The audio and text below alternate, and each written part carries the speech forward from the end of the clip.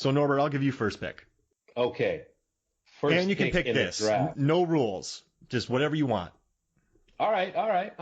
However, I'm going to surprise you with the 1998 movie that low-key started the MCU. No! Ladies and gentlemen, Blade. Oh, I love that movie. Oh, it's all over for me. I got to be smart now. That's a good one. Blade. You can't beat that. I tell you right now, ladies and gentlemen, listening to this podcast and all the ships at sea, the reason why Wesley Snipes was quote unquote an asshole during the making of Trinity is because he put this series together and then they tried to push him out. Don't get me started, man. I went off. So we did a Blade episode for MFF and I went off on that for about 30 minutes. Hey, I'm going to carry and produce the first two films. And then you're going to bring in Ryan Reynolds and Jessica Biel, who throughout the franchise, I have been really quiet, but I've had good one-liners. I don't say much lines. I stay in characters. So you know what's a great idea? Pair me up with some motor mouth people who just talk a lot when I don't talk. Dumb. Dumb. Yeah. If you try to take my child from me, I'm going to do what I have to do to murder you. Period. End of story. All right. I'm cheating. I'm taking Ronin. You son of a... Hey, you had the chance. Fair enough. All right. What are you going to take? Okay. I am going with the unexpected action thriller, The Siege, Denzel Washington, Bruce Willis versus terrorism. I love it. I'm doing Hard Rain. Oh. Legendary. Legendary, brother. Legendary. All right. I am going to go with another incredibly underrated but excellent action movie / crime drama thriller, The Negotiator. Oh. Kevin Spacey, Samuel L. Jackson. You want my blood? Take my blood. Oh, that's a good one. I had a movie and then I quickly forgot it because, you know me and my memory. I'm just going to pick Deep Rising. Oh, you son of a... Man. It's like the only Treat Williams movie I like other than the one where he and Joe Piscopo are cop zombies. Oh, I got to tell you something funny. So they went to start shooting that movie in like 96 before all the Cruise movies were even released, right? So they go to start shooting it. And what happened was they were like, we want to shoot in LA. They're like, nah, go to Vancouver. So they go to Vancouver to shoot in the tanks up there. The tanks busted. And so all the water flooded out. So then they had to rebuild the tanks, which cost them more money, right? More money. So then they had to wait for the tanks to be built. So then the tanks get rebuilt. They finish the movie, but then the VFX company that was supposed to do their VFX, they were out of their league and they couldn't do it. So they held it off for a long time and lied about it. Not lied, but like, yeah, we can do it. And then they couldn't. Then ILM had to come in and completely redo it, which pushed the release back over a year. And by that time, Titanic, all these cruise ship movies were out, and so Deep Rising and Ghost Ship was just another cruise movie. But it would have been before all them had everything gone right. Deep Rising and Ghost Ship are two of the greatest guilty pleasure movies ever made. Okay, so how about this? I just bought Ghost Ship for Megan, and I got her the fancy Scream Factory one with all the commentaries. So Megan and I will watch it, do all that, and we can get you on and we can talk about it, 3 of us. Oh my God, I watch Ghost Ship at least 4 or 5 times a year. I love that movie. And I just interviewed the writer of that, John Pogue, and the director of Deep Blue Sea 3 for the Deep Blue Sea podcast. Nice. Yeah. All right, so you get the 4th pick. What are you going to take? Okay, so I've taken Blade, I've taken The Siege. Don't take one I want. I've taken The Negotiator. That's 3. Let's see. What's going to be number 4? Action movie? Mm-hmm. The Replacement Killers, Chow Yun-fat. Ooh.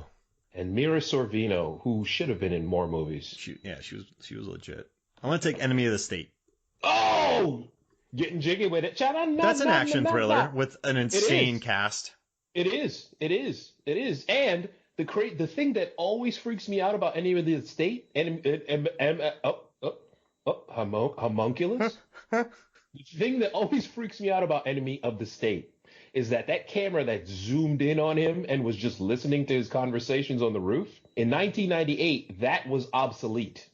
There was better technology at the time. Oof. That the government owns. So, yeah, get your conspiracy theory on, folks, right there. What's your last pick? All right. Since you took enemy of the state, you son of a... Let's see. I am going to go with... Can you understand the words coming out of my mouth? Rush Hour. Oh, no! You're taking Rush Hour? How would you do your love for me? Can you understand the words coming out of my mouth? Oh, man, I was going to take that. I feel bad for going Hard Rain and Deep Rising, but I had to. Wait. Whoa. Wait, The Mask of Zorro, that's the first one, right? The Mask of Zorro, I think, is the first one. That's correct. Really? Oh, Mask of Zorro. That's what I'm taking. No Armageddon? Nah. Armageddon was 98. Nah. Mask of Zorro. No. Martin Campbell, he directed Goldeneye, Casino Royale. You got Antonio Banderas, Catherine Zeta-Jones.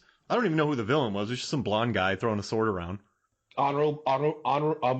Homunculus? Honorable mention Hyperbole? Vampires by John Carpenter. Yeah. You know what's funny? When I watched Vampires in 98, I was not prepared for how brutal that movie is, man. That movie's gory as hell. Word. When he goes into that party and just starts ripping everybody apart, it's so grimy. Dude. It's the grimiest movie. Prostitutes? Check. Decapitations? Check. Disemboweling? Why not? Just madness on screen. And we left out Lethal Weapon 4. There's good old Black Dog. Oh, man, we left out some decent films here. But I'm proud. Oh, Soldier. I might lose my Paul W.S. Anderson, Kurt Russell card, but whatever. I'm fine with it. I'm fine Star with Trek Insurrection. Hashtag LLAP. Oh, man. There's some good pictures. All right, so back to Ronin. This movie, I mean, there's some good villains in this. There are some meat. You know what I like about this? This movie has stakes to it. Yeah, man. People, the skater, Katarina Witt, when she was, she gets just the guy's like, okay, kill her. And then Skarsgård has his person kill her. Larry gets wiped out. And it's just, then you have Gregor shooting at children, murdering people. It's just this world where, and you know what's interesting? Frankenheimer wanted no slow motion gunfights. The gunfights in this, when the bullets hit cars, I'm like, are they shooting at De Niro? But it feels like, it feels real. And when the people, when there's collateral damage, the people just drop. He said to me, listen, I love John Woo. I love Paul W. Anderson. They do a lot of slow motion, and I'm fine with that. But this movie just plays it so real. People just get gunned down. Pop. Just done. That's it. This movie doesn't mess around. And it feels very real. It feels, obviously it's a movie, and it's stylized, but it feels real. Like when the stuntmen turn this car, you see them turn the car. It's not a big cut. When people get killed, they go down quick. The biggest part I don't like is Larry's throat slitting, because just shoot him in the heart. I don't know. It just seems I'm gonna slit this guy's throat, and I'm gonna hang outside of a busy crime scene with a guy whose throat is jutted open. It's just gushing. Yeah. That's not just gushing. I don't know. And Larry was injured before that. So Larry just takes all the losses. You know? Yeah. Larry was injured before that. And you can tell that Deirdre, she thinks Larry is cool. Mm-hmm. Larry's a guy who cooks breakfast for the team, for Christ's sake, man. You know? Because he's the driver, and he's not necessarily an expert murderer like everyone else, but Larry's the glue guy. You know? Yeah, that's a great point. Yeah, Larry recognizes that, hey, you know what? The case is really the friends that we made along the way, guys. It's Larry. I blended this movie with Mission Impossible in my head, because Jean Reno's in that as well. And he was also in The Professional. Oh my gosh. But I kept thinking that the Cranberries were going to be playing when De Niro and Jean Reno are at the cafe at the end. Because that's the song that plays at the end of Mission Impossible when Ving Rhames and Tom Cruise are at the cafe. So for some reason, I was like, why aren't the Cranberries playing? This is weird. Right. I don't know. Right. How did Deirdre get a job as that bartender in that bar where we first meet De Niro, and De Niro's just going around the building, leaving guns, scoping everything out. Jean Reno walks right in. Larry's hanging out, drinking a beer already. So it's, how did she get a job there? Is that owned by the IRA? Well, simply put, when De Niro demands, I want $100,000 for me and everyone else on the team, she makes a 3-minute phone call. Yeah, okay, cool. So these people have money. You know what I mean? My favorite sideline of this movie, Norbert, is when she makes that call and he goes for the rest of the team too. And then she goes, yeah, I figured that was implied. Yeah, of course. Yeah. So she knew exactly what he wanted. And I like that he kind of explained it to her. She's like, I got it. I already took care of it. It's fine. Yeah. I love that. Deidre's competent. Deidre knows what time it is, man. She does. She does. And so how does she get that job? Who's to say the IRA does not just own a French coffee shop? Because why not? True. It's just an interesting meet. But it tells you about the characters. It's a neat way to set up who everybody is. I love it. I dig it. And then they eat sandwiches and drink coffee together. And then eat sandwiches and drink coffee. And then, so did you murder 10 people? Yeah, I did, actually. Oh, yeah, that's great. So what's in the case? What's in the case? What's in the case? And to the credit of this movie, it doesn't even do the Pulp Fiction thing where the case opens and you just see the Ark of the Covenant inside. No one cares what's in the case. No one cares. Is Deidre okay? De Niro? Oh, snap. He works for the CIA, actually? I never left. It's not Zed's soul in the case. So what was weird is it ends at the end. There's peace talks because Seamus, whatever's in the case that they get causes peace talks, and Seamus was a terrorist, correct, trying to prevent that. Right. I think we're left to assume that whatever was in the case is just going to be weapon of mass destruction. Got it. Because at that time, bombings were happening. So whatever was in that case was the big boom. Isn't that the plot of Blown Away? Oh my God, that's another. You know what? You suggested that, Norbert. You said you wanted to do that. Did you? Was that you? I'm going to tell you honestly, that leads into what I wanted to do with you, man. Accents and De Niro impressions.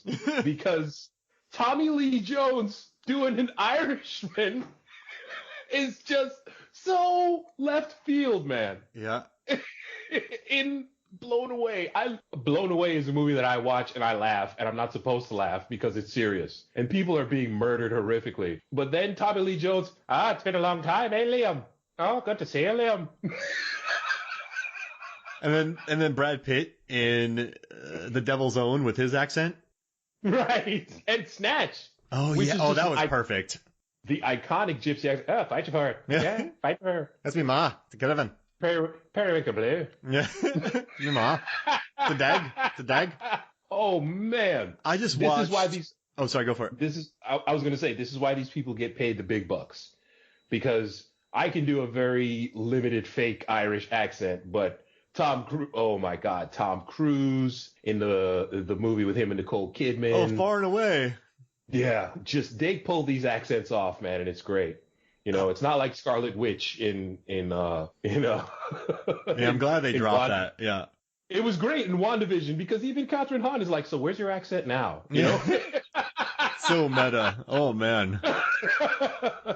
Yeah. Oh, I dig it. I just watched Wild Mountain Thyme, and it's a fun movie with Emily Blunt and Jamie Dornan. Emily Blunt just sells the hell out of this film, but Christopher Walken does an Irish accent, and it goes in and out. And it received a lot of flack for it, but I loved it. I was like, Christopher Walken's doing an Irish accent right now, and it's beautiful. And this is a weird story, but so I watched Patriot Games when I was 10. Nice. And in Patriot Games, there's this scene where this guy gets killed by like an undercover agent, but she's posing as a prostitute. And before he gets killed, he's like, "You ain't gonna make me wear a rubber, are you?" And as a 10-year-old kid, I just would say that all the time in a horrible accent to people. It was like I would say it all the time. I didn't quite, a feral little Mark running around quoting Patriot Games at 10, 11 years old and with an Irish accent. That was my youth, Norbert. Well, all right. So let's see what you got, brother. Let's see what you got. Ready? What? I'm going to be Deirdre. Oh, no, we're not doing this. I'm going to be Deirdre, and you're going to be Seamus. All right? I'm going to set you up. Ready? Why'd you have to kill Larry? And you're going to give me, Larry is it. You're going to give me your best. Larry. Oh, wait, no. I'm going to be Deirdre, and you're going to be Seamus. I can't do it, man. All right, ready? Why'd you have to kill Larry? I don't know.